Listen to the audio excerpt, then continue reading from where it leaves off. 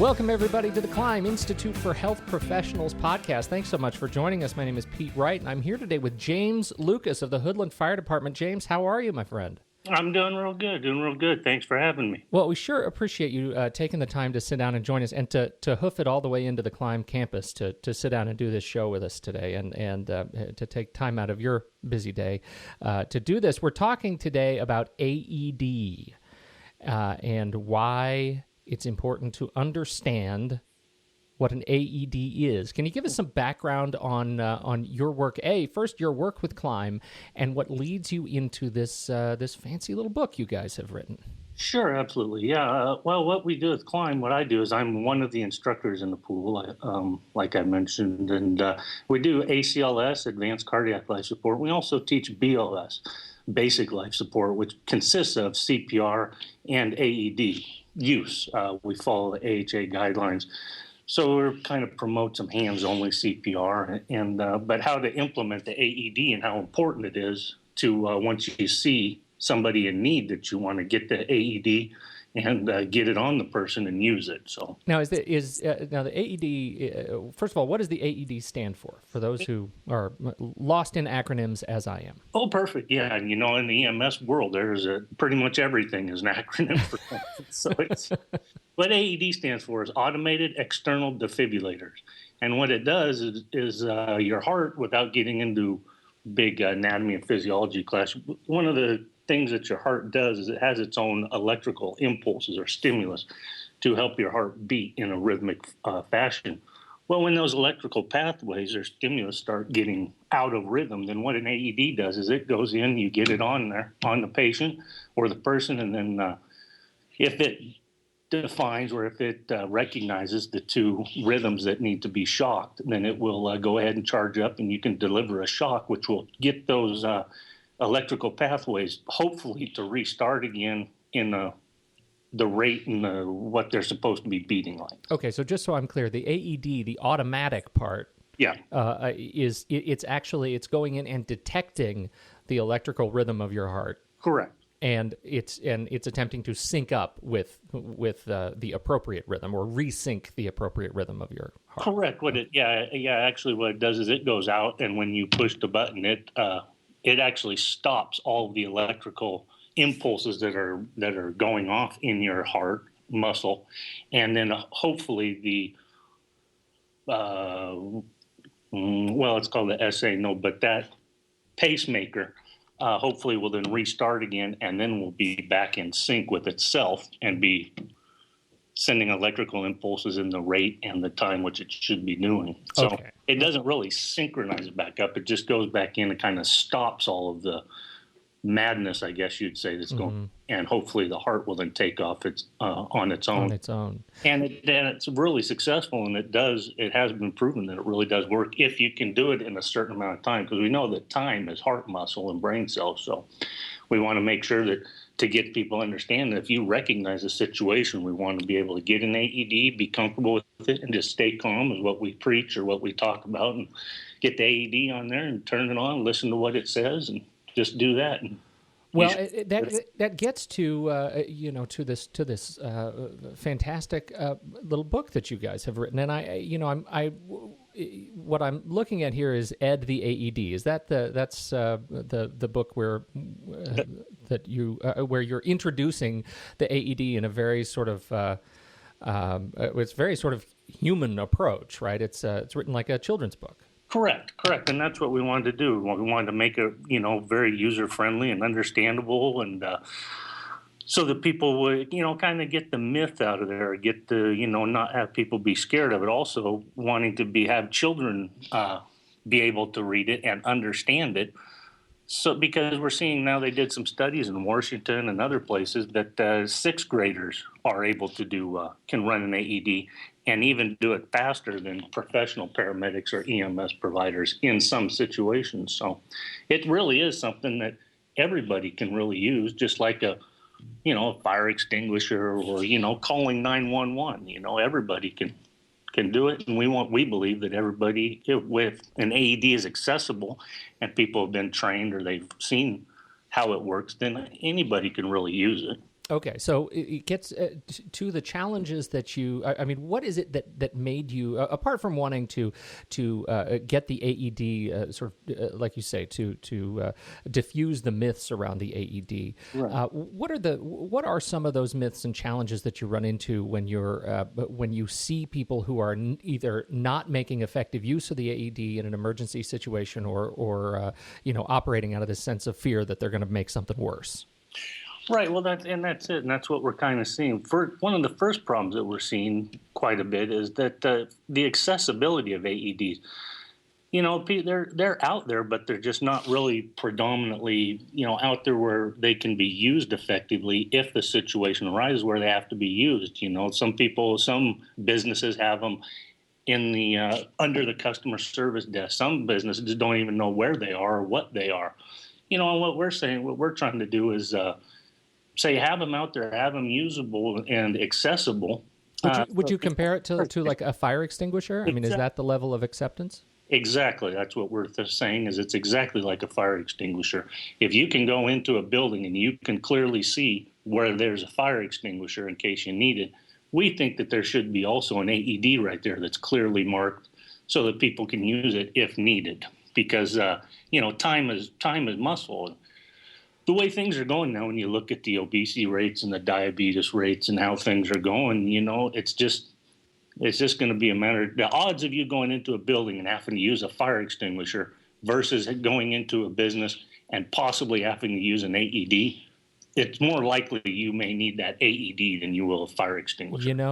We have them out there and accessible. I was just thinking that. I'm so glad you said it. With as safe as new construction is versus the epidemic of heart disease and obesity in this country. Exactly. And stressed cardiac muscle. Yep.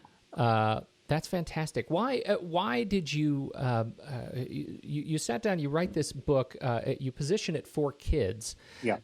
It is, tell us a little bit more about the process of sitting down and writing this book and getting it accepted. Have you seen some good feedback on it so far? Oh, we have. We've taken it to doctors. The first one, the reason why we did it when we first started out on this, there was a couple instances in the state of Oregon here, down in Salem, and then even in the Portland metro area, there are some instances. And we were watching the news and just kind of thinking, wow, what's going on, Then when we go out, because my wife, her business too, we go out and teach CPR and AEDs and first aid to, businesses, various clients and things that she has. And so, but we always were running into the same thing, well, where is your AED, or why don't you have one, or, all this stuff. And people, oh yeah, we've been through it, but we've never touched it. So we take the AEDs out. We have 3 different kinds, and we make people put their hands on it and get comfortable with it. So anyways, we were, seeing some instances going on with children and thinking, wow, this is something, and then all of a sudden we had one that was pretty close to my wife, because she knew a kid over in Vancouver, Cody Sherrill, that he had a heart attack in the gym. And so we thought, man, something has to be done. What could we do to try to increase awareness to get people, to, first of all, be able to recognize when something is going on, and then do the proper steps to help out somebody. So we came up with this book, and then we've been out promoting it and kind of getting the word out there. I mean, you go to schools and you go to the baseball field. Now that school's starting up, there should be AEDs, we think 2 or 3 one in each dugout, should be accessible at the sporting events. That seems to be where kids are starting to have issues. But so we just wanted to get it out there, and we saw some kids dying. We saw that there was somewhat of a need or somewhat of an issue. And so tell me a little bit about the reception of the book in schools. I mean, when you go out and do your training, how do kids receive this? They love it. They think it's real exciting. They think it's neat. It kind of puts it in the, takes the scare away from them, because they've always, don't touch it, or, some of the adults and things even they'll say, oh, we've been through the training, we've seen this, but, there's either we're scared of it legally, or we're scared that it might do more harm than what we want to do, you know. But then when they read this book and they listen to really the facts and get rid of some of the myths, then they understand, oh wow, I can really actually save someone. And then they will go and read it to their kids. You know, we've heard back from people that we've given it to just to kind of test out. And some of them, their kids make them read it to them 3 times in one night. We have one parent that has called and said, yeah, my kid makes me read it to him 3 times a night. And now every time we go to a store, they're always asking, where's Ed the AED? Where's Ed the AED? So well, that's the best outcome ever. Yeah. And Ed the AED, the Ed in it, stands for early defibrillation.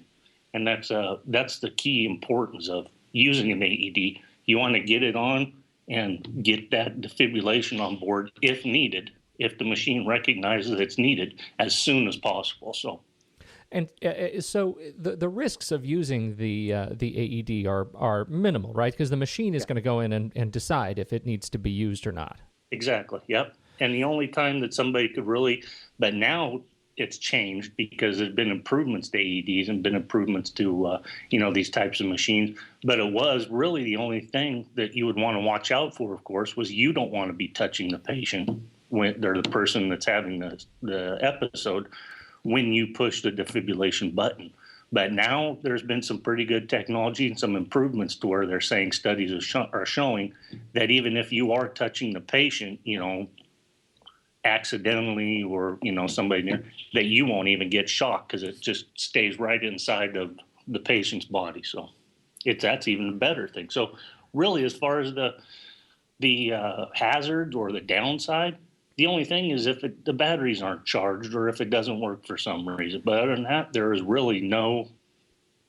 Well, and that gets to to the other side of your mission in talking to businesses and schools and making sure that they understand this technology. If it's like a fire extinguisher, it should be checked like a fire extinguisher. What do you recommend? Well, what we recommend is there's different brands out there, and we don't really endorse any one brand. My wife has a distributor thing, and she can distribute Zoll. We can get Zolls. That's a type of monitor, AED. We can get those and we can sell those, or donate, whatever.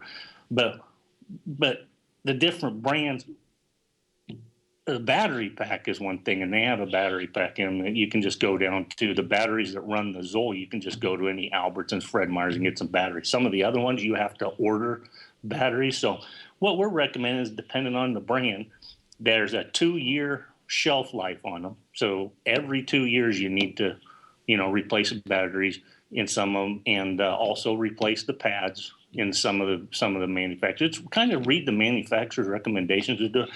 But what we recommend is anytime you use it, if you have to use it, then you have to replace everything. Mm-hmm. With the Zoll monitors, we just tell people, because it's so accessible and easy to just go get some batteries and stuff, we just tell them, if you're going to change your smoke batteries in your smoke detector, just change the batteries in your AED at your business. Change if you're turn your clocks forward, then go ahead and just change your batteries. So that'd be like twice a year. Right. Make sure they're just always fresh. Yeah. Well, so you are. Is that by implication? Are you actually recommending folks, keep an AED in their homes? You know what? We do. We have, and we've actually have talked to people, and we've actually sold a couple AEDs to people just because they've either been through a class here at Climb. Some of the professionals in the nursing field or in the doctors, they have heard us talk about this stuff and how passionate we are about it, that they have actually went and bought their own personal AEDs, and they'll keep them like in their parents' house or something, because they know that their parents do have a heart condition, cardiac problem or something. So they will have one in their house. Even talked to a nurse one time. Her folks live in a pretty remote area of Idaho up north. And it's a long time for EMS systems to get there. So they go ahead, and she went ahead and bought one and put it in there, and even taught the whole family, and including the grandkids, here's how you use this if anything happens to grandpa. So there are kids that have some genetic cardiac problems in their hearts, and so they do carry around. Some people are out there that do carry around their own AEDs just because of that situation, of those situations. So, yeah, we're not saying, we're not really saying, yes, you must because, oh man, the world's coming to an end if you don't have what, all this stuff. We're not that, but we're just saying, let's start putting this in the forefront of your head and let's realize, like I said, we've been teaching class, we go to these businesses, and at the end of the class, people are just amazed. They're like, man, we were never told this information. We never thought it was that easy. We never thought it was going to be like this. We say it is. So, it's not a bad thing if people want to buy an AED and just keep it in their house. You can just do some research, see what you want to get. But yeah, it's not someday they may just have them in cars, be a standard issue thing in vehicles, Right. So it's a spare tire and an AED. Yeah. Got a spare tire, you get an AED too,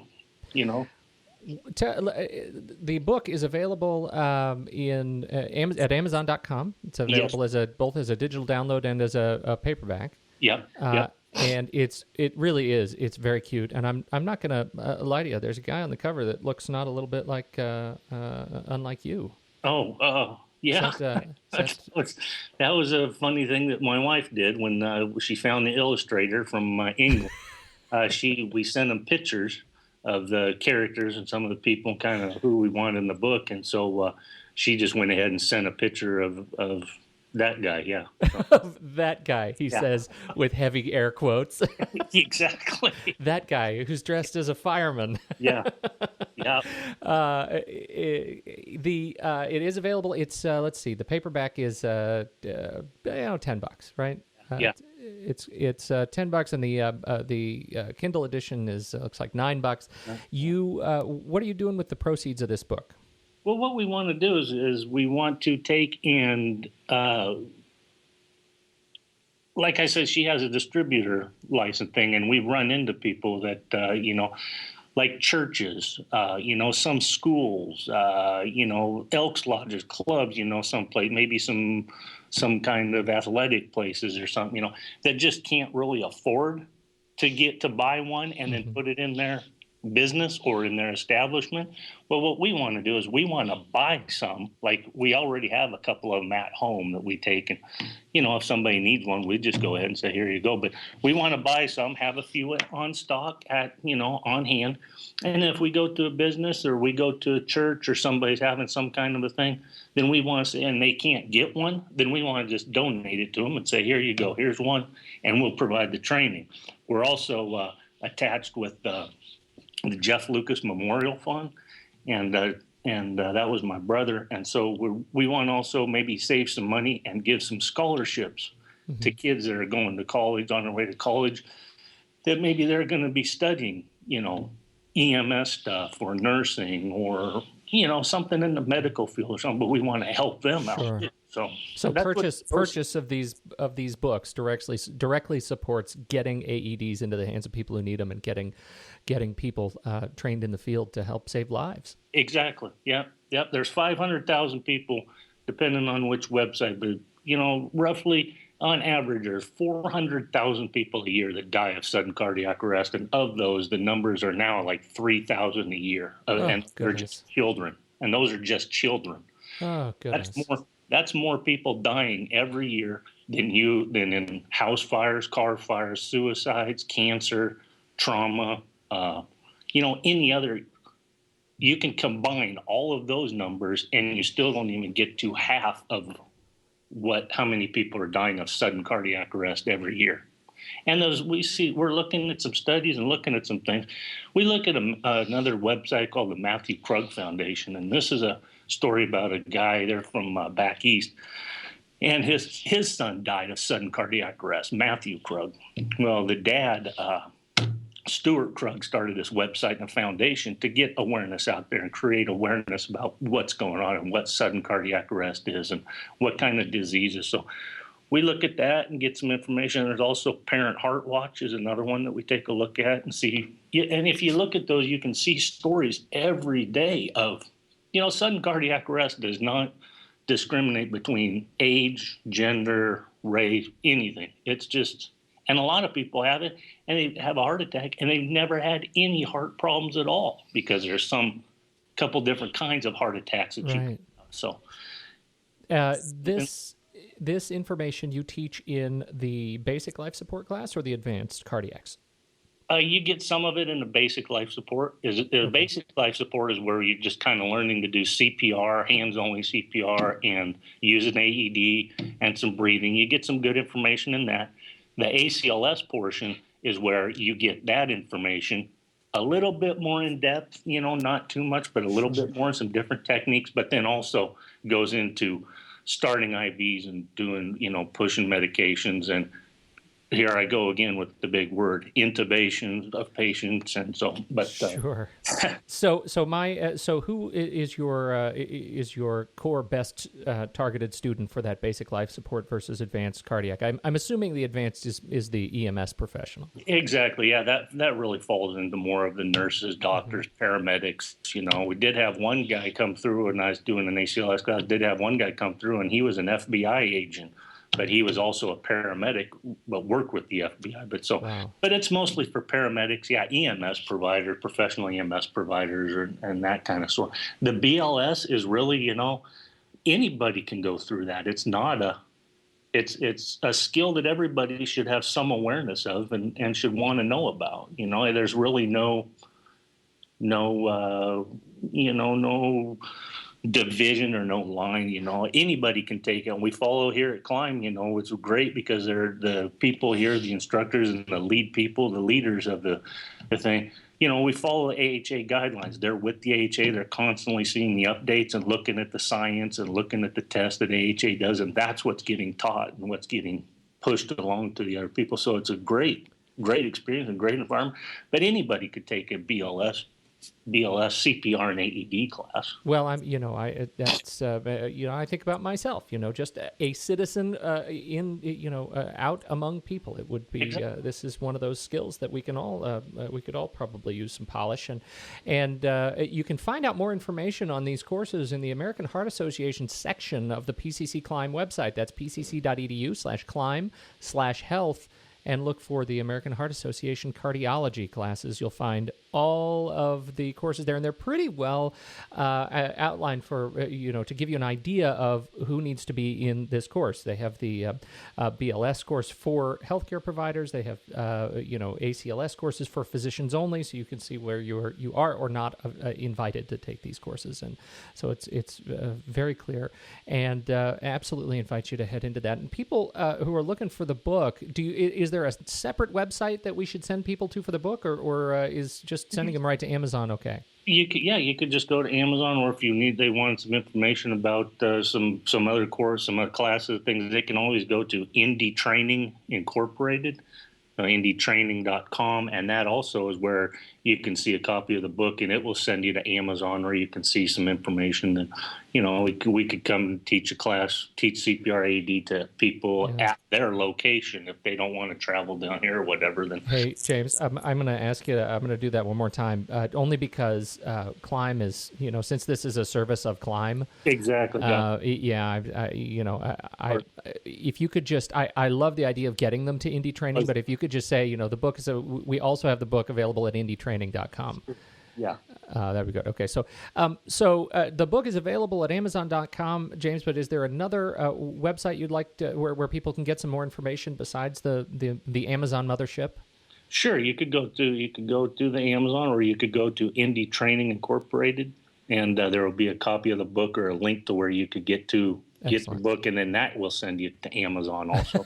all roads lead to Amazon. Yeah, or you can just go to Ed the AED, just type in with Ed, and that'll bring you to the book also. Well, it's like I said, it's a very cute book, and folks should definitely check it out. And I love this idea about getting the kids involved. I've got an iPad with the Kindle app on it, and I've got the book on there, and I'm going to sit down and read it with my kids. This is a great resource. So, James, to you and to your wife, Indy, right? Yep. Thank you so much for adding this to the body of knowledge, and to you for sitting down with me and talking a little bit more about it. Well, thank you. I sure appreciate the opportunity, and we're just trying to keep the awareness up there and keep it in people's forethought, because it could happen at any time. So we just want people to be aware of it. Well, it is, I told you before we started recording, I'm an enormous hypochondriac, and so this whole conversation makes my heart go all aflutter. But this really has been a treat, and you certainly have been gentle with me. I appreciate that. Well, thank you very much. It's my pleasure. Folks, for more, you can head over to facebook.com to PCC Health Professionals and learn a little bit more about what we have going on there. That is a great place to catch up with the podcast and the wonderful links and resources that folks are posting. The folks at the Institute for Health Professionals team are posting regularly. Great place to share discussion and to share insights. Again, pcc.edu/climb/health for all of the other programs and registration information for this fall. On behalf of James and Indy Lucas, on behalf of Ed, the AED, I'm Pete Wright. Thanks so much for joining us, and we'll catch you next time on the Institute for Health Professionals podcast.